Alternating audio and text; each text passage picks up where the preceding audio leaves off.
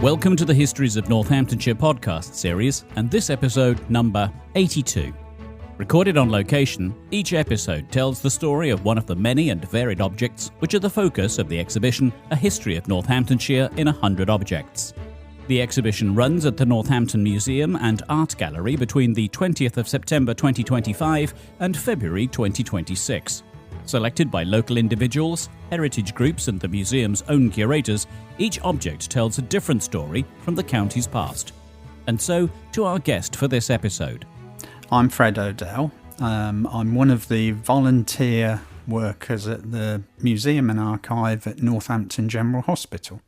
Do many hospitals have museums and archives? It sounds like a strange thing for a hospital to have in this day and age. No, they don't. There's only a handful in England that are actually in hospitals. There are lots of archives belonging to hospitals that are in county record offices and Kew Gardens and places like that. But actually in hospitals, there aren't very many, no. Well, it's a great asset in that case for Northampton General Hospital. What is the object that you've brought into the exhibition to tell the histories of Northamptonshire? The object that we're loaning is a sterilising drum, which was used for sterilising some surgical instruments, but mostly anaesthetic equipment, by Dr. Waddy, who was the hospital's very first anaesthetist.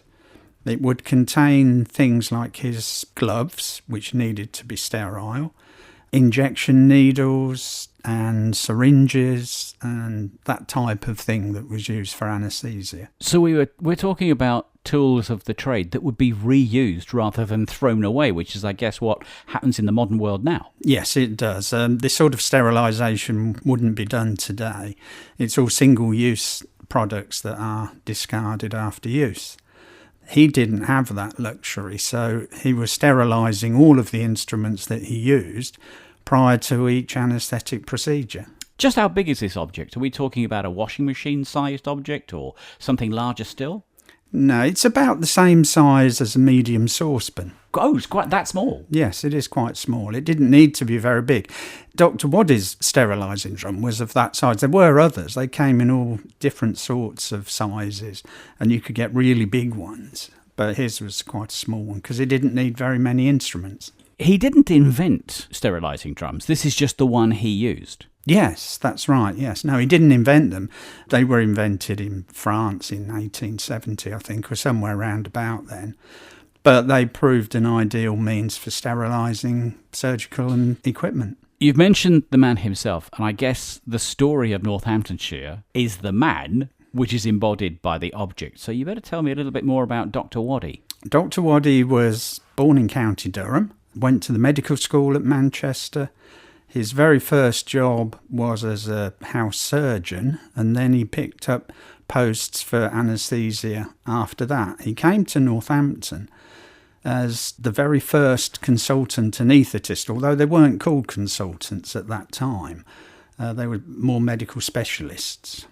Where does he sit within the community of anaesthetists? Because I get the impression he was quite a major player. Yes, he was. He was a founder member of the Association of Anaesthetists of Great Britain.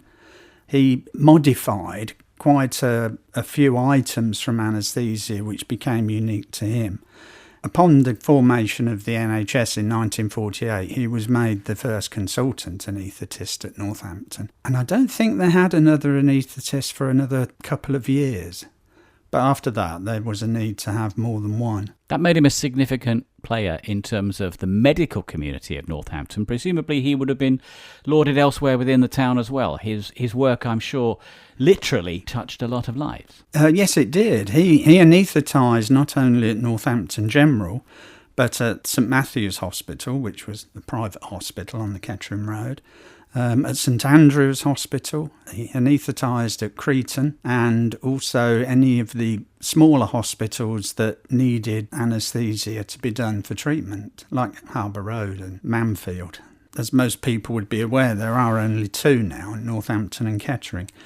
But there were easily 20 or more initially, So his day-to-day job would have taken him from operating theatre to operating theatre all over the county in that case. He was quite the traveller. Yes, it could have done. Obviously, he would have had lists to do on each sort of daily basis. They wouldn't all be around the county. Most of them would be done at Northampton General, but on the days that they required anaesthetists to work at the other hospitals, he would go off there to do that. What was anaesthesia like in those days compared to now? Has the process of anaesthesia changed? Well, yes, it has. They use these days much safer gases and also medication to put people to sleep, which they didn't have in his day initially. They used a lot of ether and that type of medication to anaesthetise people. He wouldn't have had a lot of resources. Which means that the sterilising drum, which is one of the objects in this exhibition, would have been a fundamentally important part of his trade and his profession. Yes, it would have been. It would have cut down on the spread of infection.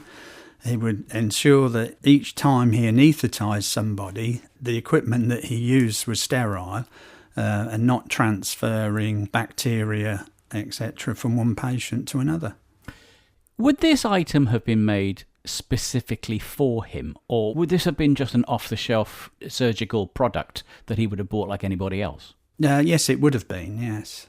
Yeah, there was surgical instrument makers that would develop these products for selling on to hospitals. Prior to the NHS, he would have had to have bought this himself. I don't know how many there were around the country at that time, but certainly this belonged to him and it was his property. Now that's interesting because, again, if we look at the NHS now, the equipment for the NHS is bought and paid for by the state, by the taxpayer. In this instance, this was effectively a private contractor to the world of medicine who was responsible for bringing his own equipment and presumably making sure that it was safe for the public. Yes, that would have been the case. Although he would have had some things supplied by the hospital, they wouldn't have supplied everything at that time. He would have been seen as the person they called upon to anaesthetise, and there would be an expectation that he would provide some of his own equipment. So he was a well-known character at Northampton General Hospital and the other hospitals within the area. Presumably he was also very well known within, shall we say, the professional classes of Northamptonshire. He was a man of standing in Northamptonshire. I think so, yes. He was certainly within the hospital. He was very well thought of. He was chairman of the medical staffing committee for a number of years, and also president of the Doctors' Association at Northampton. Held in high regard, therefore, and a man that others would have looked up to. He was also very dedicated to Northamptonshire because he came here in 1929 and stayed in post until he retired. That's a long time. Yes, he did. He didn't go around the country to other hospitals after he obtained his senior post at Northampton. He remained there for the rest of his career. You call it a sterilising drum, and we've already established that it's not that big an item. What is your feeling about the object itself, Fred, given the connection that it has to Francis Waddy? I think it's unremarkable, but interesting. It isn't much to look at, but when you think about what it was used for and what he did with it, then it has an interest around that, particularly for medical historians. Remarkably unremarkable. I love the way you've put that for me. Thank you for doing so. Why should this item be in the exhibition of just 100 objects to tell Northamptonshire's histories?